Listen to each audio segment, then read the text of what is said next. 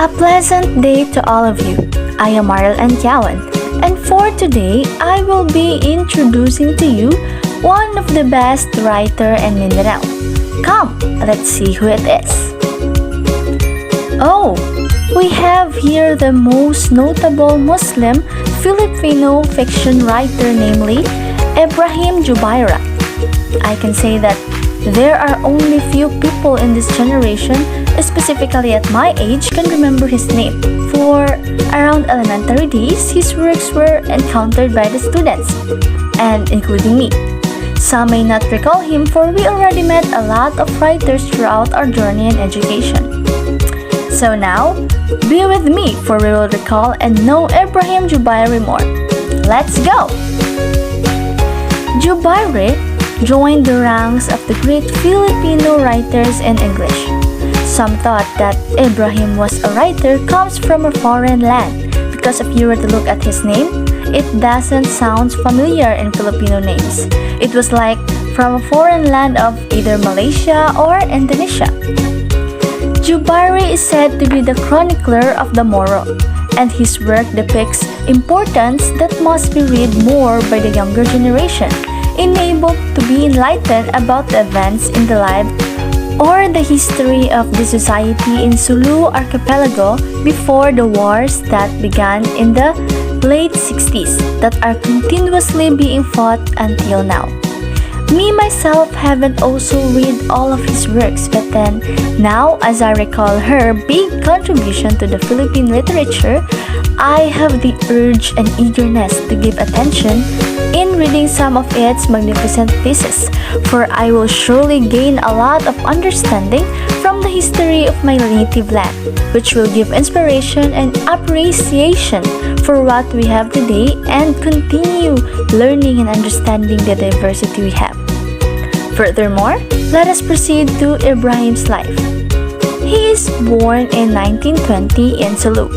Ibrahim Jubaira's father was an Arab. On the other hand, his mother is a Tauso.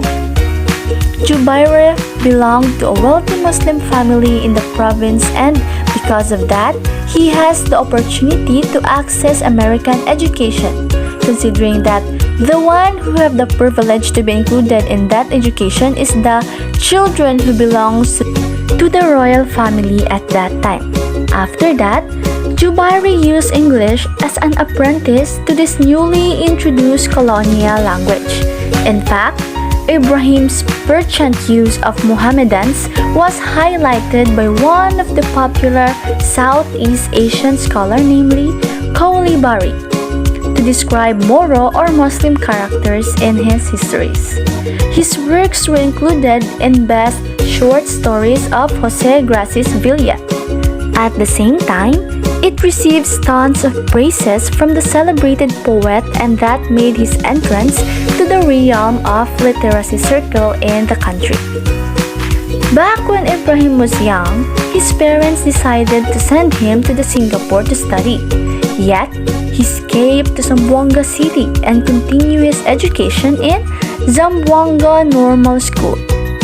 Jubaira afterwards was honored as Moro writer, which caught the attention of our late President Marcos, for his works gives good contribution to the Philippine literature.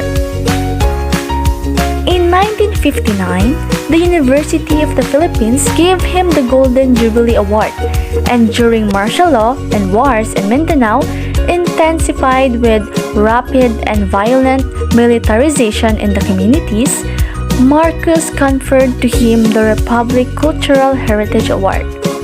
Also, he reached the Smith-Mudant Leader Grant in 1956. That is all I want to share to you about Jubaira, and the rest will be tackled by my buddy, Miss Maria Georgina Saison. Ibrahim Jubaira.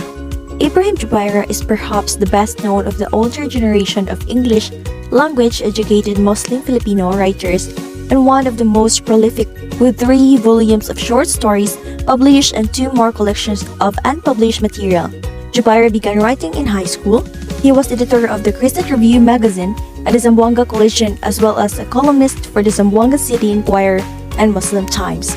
his own education and social standing, coming of age under the colonial American government, his English language education led him to government service, first as a teacher in Zamboanga and later with the Department of Foreign Affairs, which took him to Sri Lanka in 1969 to 1978 and Pakistan in 1982 to 1985. A number of his later stories were set outside the Philippines. In 1970, Jubaira received the Presidential Medal of Merit in Literature from Ferdinand Marcos. As a young man, he published frequently in the Free Press, a magazine which was established in 1907 and published until it was shut down by the Marcos government in the 1970s. Throughout the 1940s, 50s, and 60s, the Free Press was the far-praised literary historian Rizal Mahares, a middle-class Bible carrying articles on culture and current affairs, as well as steady supply of English language short stories. The Free Press actively sought contributions from unknown or lesser-known writers in the provinces outside Manila, and it came to serve as a venue of such young writers.